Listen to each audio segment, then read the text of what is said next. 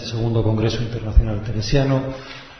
No sé qué méritos puedo alegar para poder dirigirme hoy a ustedes, sobre todo teniendo en cuenta que me ha precedido un maestro de teresianistas como el padre Tomás Álvarez, después también una experta conocedora de la figura de Santa Teresa nos hablará. No se oye. Bueno,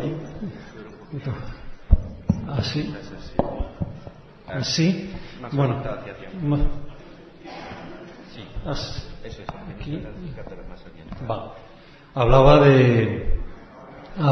de que no sé qué méritos puedo alegar, estando precedido por el padre Tomás Álvarez, maestro de teresianistas, y después pues con una intervención de una conocedora profunda de la obra de Santa Teresa. También aprovecho la ocasión, siendo laico, para deshacer algunos malentendidos, porque si alguno de ustedes tiene la curiosidad de meter mi nombre en Internet, salgo como sacerdote y escritor, y nunca he sido ni soy sacerdote, religioso, ni miembro de ninguna organización laica. Soy, como acostumbro a decir en mi idioma de adopción, un cristiano del carré, un cristiano de la calle, y por eso agradezco de nuevo a CITES, Universidad de la Mística, su invitación a participar en este congreso. Bien, al recibir de Javier Sancho la invitación a participar en este segundo Congreso Internacional Teresiano con una ponencia sobre los antecedentes literarios de Camino de Perfección, debo confesar que quedé cavilando unos momentos. Aunque me había dedicado hace tiempo a estudios de espiritualidad de la primera mitad del siglo XVI, soy consciente de que poco puedo aportar a un terreno especialmente cultivado. Basta echar una ojeada a la monumental Santa Teresa de Jesús, bibliografía sistemática de Manuel Diego Sánchez, para darse cuenta de que cualquier pretensión en este ámbito es mera presunción. Por ejemplo, los estudios literarios sobre lecturas y cultura teresiana arroja en este volumen una cifra de más de 40 entradas. Pero en cuanto a influencias generales en la obra literaria de Teresa, desde la Biblia y la patrística hasta influjos de filosofía, psicología o estética, se pueden contabilizar hasta 532 entradas. Leyéndolas, podrían agavillarse fácilmente no pocos ejemplos tomados de Camino de Perfección, la obra de Teresa que nos convoca esta semana. Mis dudas iniciales parecerían así encontrar base más que suficiente de confirmación, pero tras esos primeros instantes de incertidumbre me di cuenta de que la amable propuesta del padre Sancho podía darme la oportunidad de rendir tributo de homenaje a los grandes teresianistas del siglo XX. Sus estudios de las fuentes y de las influencias que recibió la Santa Carmelitana han abierto vías para conocer mejor sus escritos y poder seguir profundizando en ellos. Por mi parte, procuraré conjurar los peligros metodológicos del uso de ambos términos, fuentes e influencias, con el empleo de aquel otro de antecedentes, que posee un sentido más genealógico que estrictamente genético. Agradezco que mi sugerencia fuese aceptada de inmediato. No obstante, creo que hay otras dos razones que pueden explicar que este punto de partida sea un acierto, quizás el único de esta intervención mía que a ustedes compete juzgar.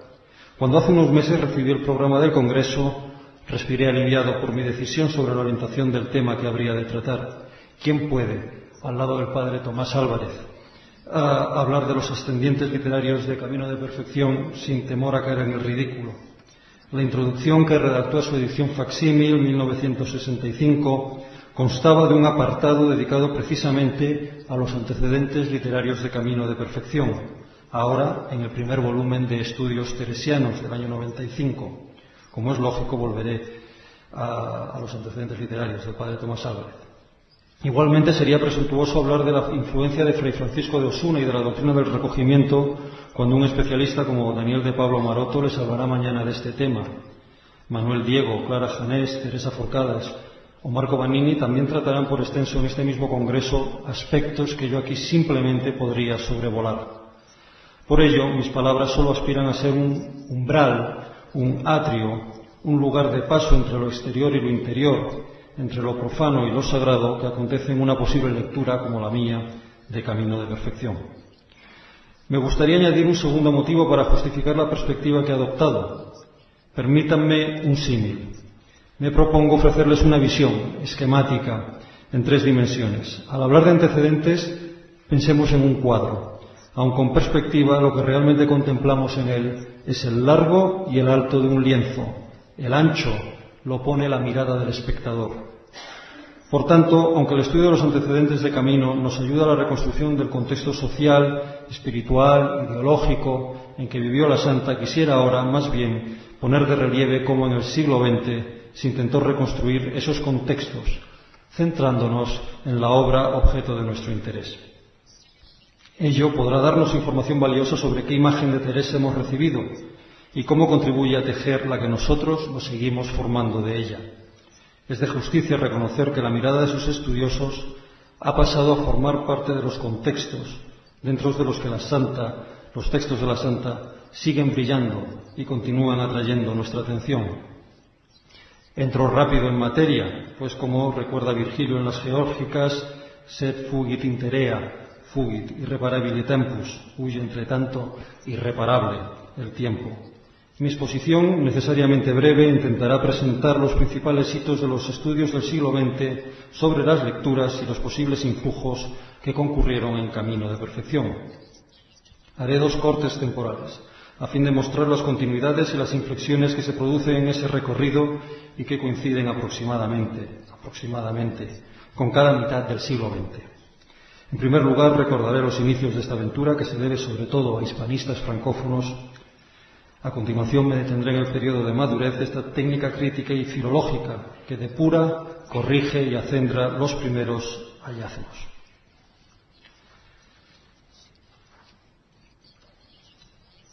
En primer lugar, las bases literarias del teresianismo del siglo XX. El renovado interés por la figura y por la obra de Teresa de Jesús que se había producido en torno a la celebración del tercer centenario de su muerte, 1882, se tradujo en una creciente divulgación de los escritos de la santa.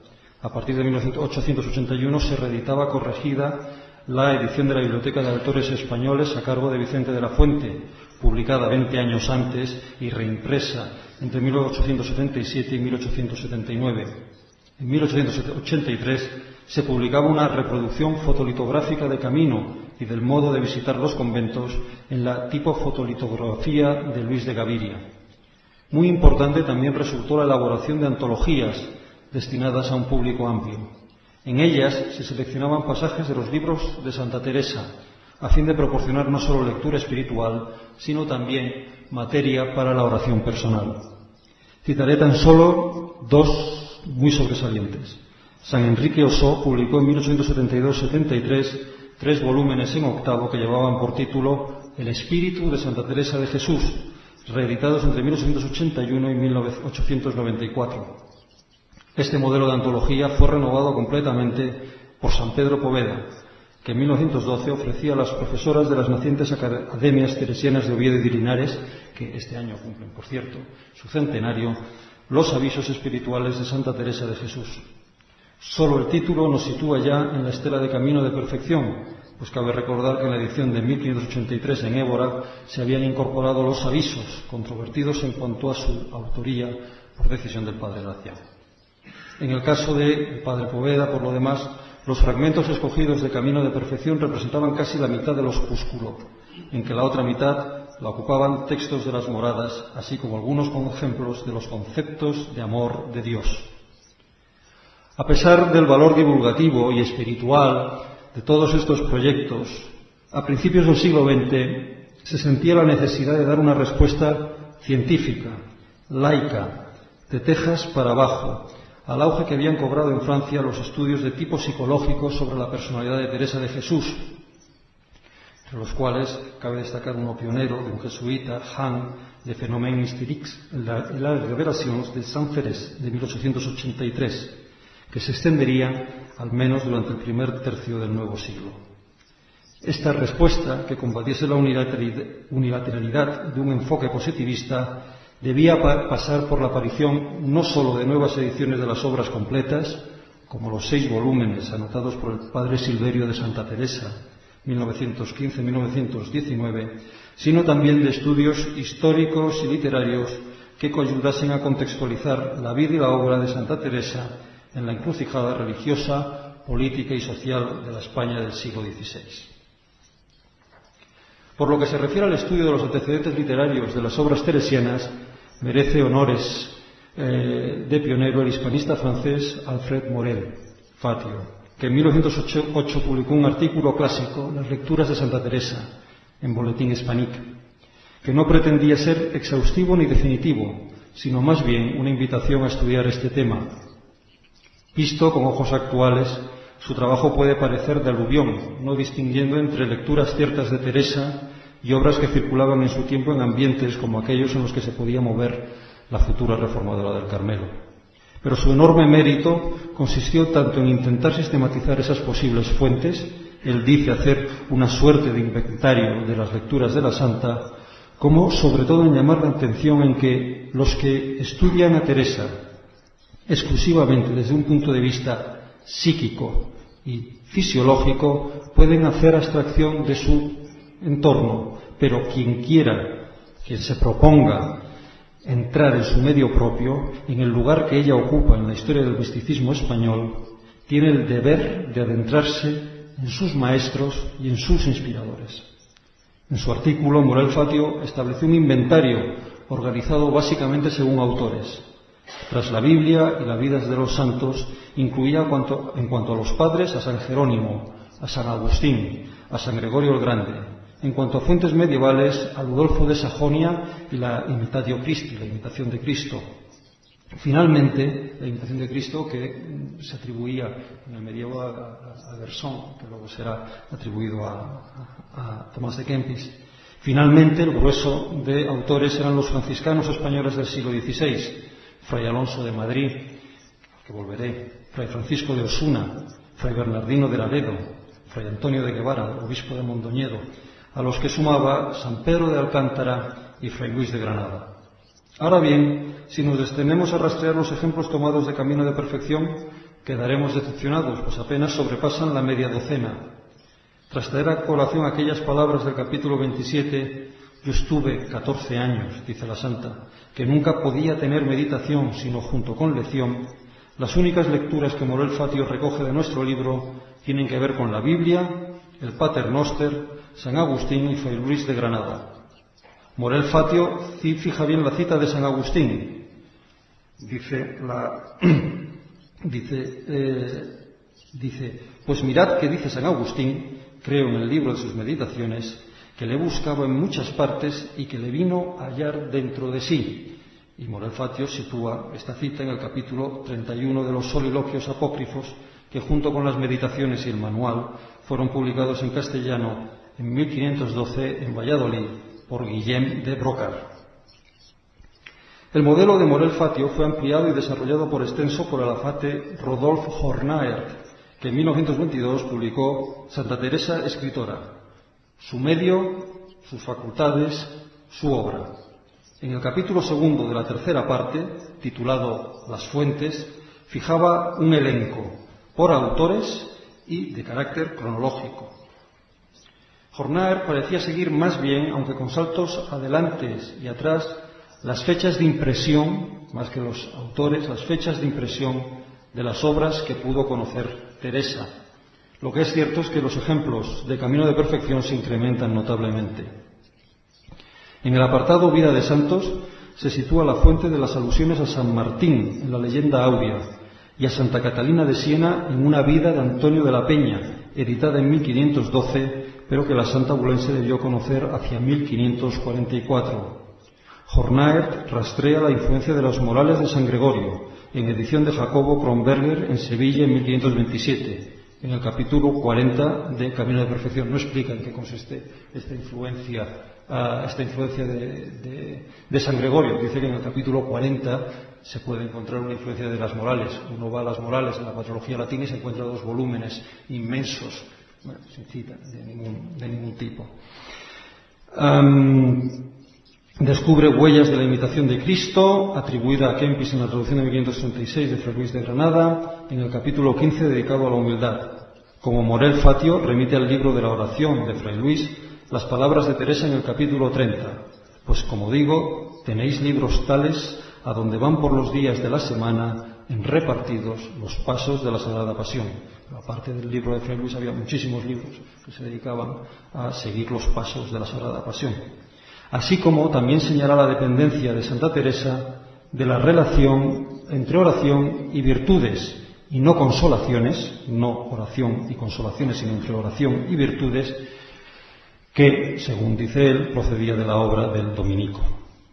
Aunque Jornaer cita la tercera edición de 1567 y no la segunda de 1566, revisada por Fray Luis tras su inclusión en el índice de 1559, Santa Teresa seguramente leyó la primera edición de 1554, a juzgar por las fechas de redacción de Camino de Perfección. Es un libro básico, un libro clave de la espiritualidad española del 600, el libro de la oración, prohibido en España y permitido en Italia. Lo curioso, en todo caso, son afirmaciones como la siguiente de Jornaer. Es sobre todo, dice Jornaer, en la redacción de esta obra quiere decir de Camino de Perfección, que la santa ha podido pensar en Fray Luis de Granada. Las influencias son, sin embargo, poco sensibles. O aquella otra que, tras insinuar que la tercera parte del arte de servir a Dios de Fray Alonso de Madrid, en 1520, ha podido influir en el capítulo 4 de Camino de Perfección, añade: según nuestra opinión, es sobre todo en el camino que la influencia del arte es palpable. Reconozcamos que son unas huellas al mismo tiempo sobrevaloradas y rebajadas. Se puede decir que un libro influye palpablemente sobre otro cuando solo afecta a un capítulo. Es un tema muy sensible que hace aflorar uno de los mayores problemas de la búsqueda de antecedentes. Como decía el franciscano padre Fidel de Ros, a propósito del aire de familia. Él dice aire de familia, de descripciones como la del capítulo 29 de Camino de Perfección con el tercer abecedario de Osuna, dice el padre Ros: señalar con exactitud las fuentes de un autor místico siempre tiene problemas. Muchas indicaciones quedan, a pesar de todo, como hipótesis, pues no se puede controlar el aporte de la tradición oral, y subraya tradición oral, en cursiva. El blanco de su crítica, del padre Ros, era el libro tan monumental como discutible de Gastón Echegoyen, El amor divino, ensayo sobre las fuentes de Santa Teresa, un libro del año 1923, caracterizado por un unilateralismo que cifraba las fuentes teresianas tan solo en el tronco medieval a través del recogimiento franciscano. Incluso la insistencia en que Teresa estaba influida por Ley de Amor de Osuna, también conocido como el cuarto abecedario espiritual, en la concepción que desarrolla de la pobreza, la obediencia y la humildad en Camino de Perfección, sería desmontada sistemáticamente por el propio padre de Ros. La dificultad para concretar las fuentes no procedía entonces únicamente de la tradición oral o la tradición acumulada, por usar también una expresión de Colin P. Thompson en relación con San Juan de la Cruz, sino en el brutal hachazo que supuso para la cultura española del siglo XVI el Índice de Valdés en 1559. Su promulgación partió la continuidad de la espiritualidad española del 600, cuyos autores, como en el caso de Santa Teresa, se vieron obligados no sólo a silenciar sus fuentes, sino a borrar sus huellas.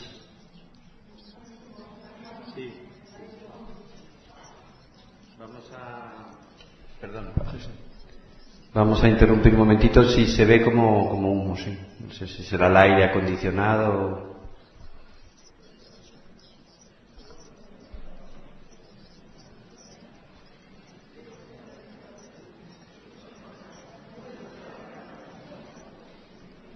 Yo creí que es que se me estaba nublando la vista. Yo también.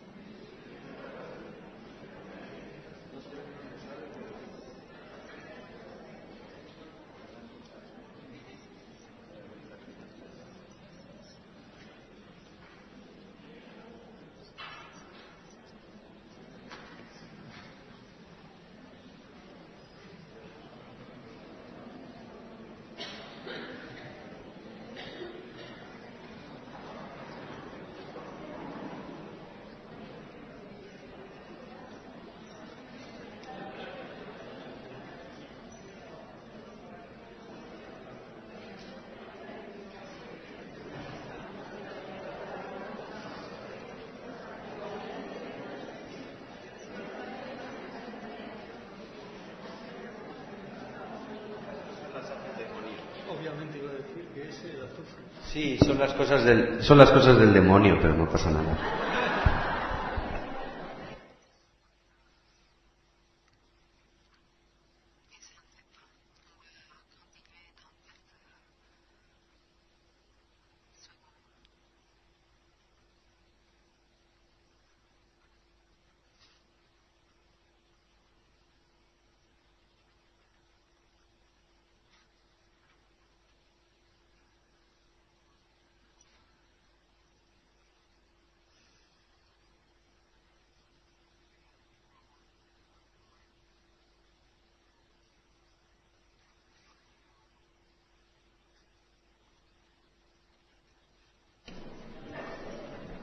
Bien, visto que no ha muerto nadie y que no se ven llamas, podemos continuar. Caso de que vieran algo de fuego, se quedan en su sitio y una vez que haya salido yo ya pueden hacer lo que quieran. Bien, pues continuamos después de este incidente, recuperamos el silencio. Bien, gracias. Como venía diciendo... Como venía diciendo, la dificultad para concretar las fuentes no procedía entonces únicamente de la tradición oral o de la tradición acumulada, sino del corte duro que supuso para la cultura española del siglo XVI el Índice de Valdés en 1559. Su promulgación partió la continuidad de la espiritualidad española del 600, cuyos autores, como en el caso de Teresa, se vieron obligados no sólo a silenciar sus fuentes, sino a borrar sus huellas. El padre Tomás Álvarez nos ha señalado uno de estos borrones, ¿no?, del censor de Santa Teresa.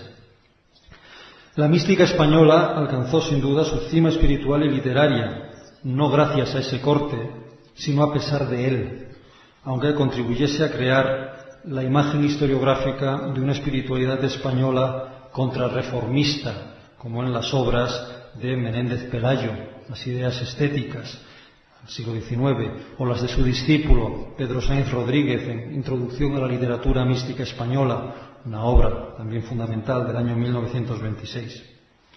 Ejemplar al respecto resaltaba la postura del padre Crisógono de Jesús Sacramentado, que en Santa Teresa de Jesús su vida y su doctrina del año 1936 sostenía con vehemencia que el talento femenino de Santa Teresa resultaba de la experiencia, no de la ciencia, y remachaba contra Gastón Echegoyen, a que ya hemos citado con antelación. Pero, dice el padre Crisógono, ¿a qué se reducen las influencias recibidas de estos autores? Todos de carácter piadoso. Son detalles y matices que se pierden en aquella inmensidad de su obra. Son cuando más algo así como partecicas de una almena en comparación con la mole gigantesca del castillo. Era posible entonces dar todavía una respuesta a estas reservas, más allá del acopio de materiales tan útiles que habían caracterizado este primer tercio largo del siglo XX. Bien. La segunda parte, pues, habla de la madurez en la búsqueda de estos antecedentes. Rápidamente, porque el tiempo apremia, baste que comente el ya citado estudio del padre Tomás Álvarez para apuntalar la tesis que vengo exponiendo aquí. Por un lado, el padre Álvarez recalcaba que Camino de Perfección no es un libro solitario, sino que, dice él, de hecho desarrollará la temática de los libros espirituales de su tiempo. Reaccionará contra ciertas doctrinas y actitudes, transportará los temas a un plano de originalidad, densidad y sencillez inconfundibles, pero tendrá en ellos una neta ascendencia genealógica, dice genealógica, no genética. Por otra parte, al explicar la segunda redacción de Camino de Perfección, del mismo modo que Fray Luis de Granada tuvo que rehacer su libro de la oración, o San Juan de Ávila, su Audifilia, el padre Álvarez reconoce que, por causa del índice de 1559, dice él, esas referencias literarias que originariamente empalmaban el pensamiento de Camino con libros y autores frecuentados por la Santa en sus lecturas de antaño, fueron atenuadas o desdibujadas en el paso de la primera a la segunda redacción. Aun con todo, esas referencias originarias de la primera redacción se convierten casi a continuación en reminiscencias literarias, cuya dificultad, dice el padre Álvarez, consiste en valorar su calidad. Y se pregunta, ¿contienen gérmenes doctrinales depositados por libros y lecturas en la mente de la autora? ¿O más bien representan un amplio recurso a los lugares comunes de la literatura espiritual contemporánea? Este planteamiento se refleja claramente en la prudencia con que nuestro crítico distribuye y comenta los antecedentes de Camino de Perfección. Su orden ya no es de autores ni cronológico, sino de tipo estructural. Distingue libros y autores citados por un lado y por otro los influjos latentes. Entre los primeros subraya la Sagrada Escritura, Pater Noster y el Salmo 8, el Salmo octavo, las reglas y las constituciones carmelitanas, San Agustín, la famosa cita ya apuntada por Molel Fatio a principios del siglo XX, y también por Casiano, Juan Casiano, las leyendas y el Flos Sanctorum. Tras analizar cada uno de esos antecedentes, acaba considerando que se trata, dice, de una modesta erudición de superficie. Cuando llega lo interesante, en cambio, cuando por lo hondo del libro fluye otra corriente doctrinal, dice el padre Álvarez, de caudal más copioso y con influjos más determinantes, la temática de la oración mental, nos encontramos con que se trata de influjos latentes. Se resalta que Ávila y Granada dejan una huella profunda, pero al mismo tiempo, reconoce el padre Álvarez, más diluida y difusa es la presencia de Granada. O sea, que la de Ávila ya es diluida y difusa y la otra es más diluida y más difusa. Como Hornaert había mencionado, el padre Álvarez resalta que en el capítulo 24 del Códice del Escorial recoge y repite la autora una de las ideas maestras de Granada, ya preconizada con insistencia en el Libro de la Vida: la eficacia de la oración en la vida espiritual y en el orden al logro de todas las virtudes, es decir, la relación entre oración y virtudes más que entre oración y consolaciones. Pero, hete aquí, que este capítulo fue suprimido en la segunda redacción. El padre Álvarez habló de capítulo precioso, pero desafortunado. Y además, dice el padre Álvarez, la idea no era peculiar ni exclusiva del autor dominico. Parece como si los textos que sirven para contextualizar Camino de Perfección hiciese que éste se nos estuviese escurriendo continuamente de las manos. Al menos nos quedan los espirituales franciscanos, Osuna, Laredo y Palma, cuya presencia, dice el padre Álvarez, en el camino es más concreta que la de Granada y Juan de Ávila, como lo demuestran recursos léxicos y retóricos, además de estructurales y doctrinales. Con todo, la conclusión del padre Álvarez no puede ser más clara. El camino se sitúa en la línea fronteriza de toda una generación de libros espirituales recientemente incluidos en el índice expurgatorio de 1559. Acabo con un solo apunte. Cuando Víctor García de la Concha se enfrentó a la doble redacción de Camino de Perfección en el Arte Literario de Santa Teresa, libro del año 76, intentó sustraerse al binomio ciencia-experiencia, considerando que la diferencia doctrinal entre una y otra redacción correspondía más bien a una diferencia formal cualitativa, no cuantitativa, es decir, estructural, no contenidista. Juzgo equivocado, decía el profesor García de la Concha, el hablar de mayor o menor grado de literaturización, porque, insisto, dice él, no se ha cegado sino la efusión, y en última instancia se trata de estilos diversos dentro del campo de la escritura mística. Lo que era un cuaderno familiar se ha convertido en un libro. Era este un deseo que en el conjunto de su estudio animaba a García de la Concha a injertar a Teresa de Jesús en el tronco de la literatura española del siglo XVI, a caballo entre el Renacimiento y la crisis contrarreformista, en la estela del magisterio de Juan de Valdés y de su Escribo como hablo. Pero ese esfuerzo chocaba y sigue chocando con la propia articulación historiográfica, aún no resuelta, de la literatura espiritual en el conjunto de la literatura española. Al tratar de la formación literaria y doctrinal de Teresa, García de la Concha establecía una tripartición: lecturas por un lado, letrados y confesores por otro, predicación en último término, que seguía recordando la deuda con Hornaert, que en el capítulo dedicado a la inteligencia de Santa Teresa también proponía este esquema. El rastreo de las huellas musulmanas, judías o de la mística renano-flamenca se encuentra, a mi juicio, con los mismos problemas metodológicos que ya fueron puestos de relieve por aquellos autores de principios del siglo XX. Tienen la ventaja que no pretenden establecer filiaciones, sino hacer dialogar los textos, y por ello también aportan riqueza al debate del teresianismo actual. Pero al final, la obra de Teresa de Jesús, como ocurre en Camino de Perfección, elude la comparación con otras obras, al tiempo que la hace más perentoria, si se quiere uno asomar a su complejidad y a su pujanza. Hornaert reconocía exhausto al final del estudio de las fuentes de Santa Teresa, lo siguiente: tanto por las ideas como por el estilo, ella siempre es superior a sus maestros.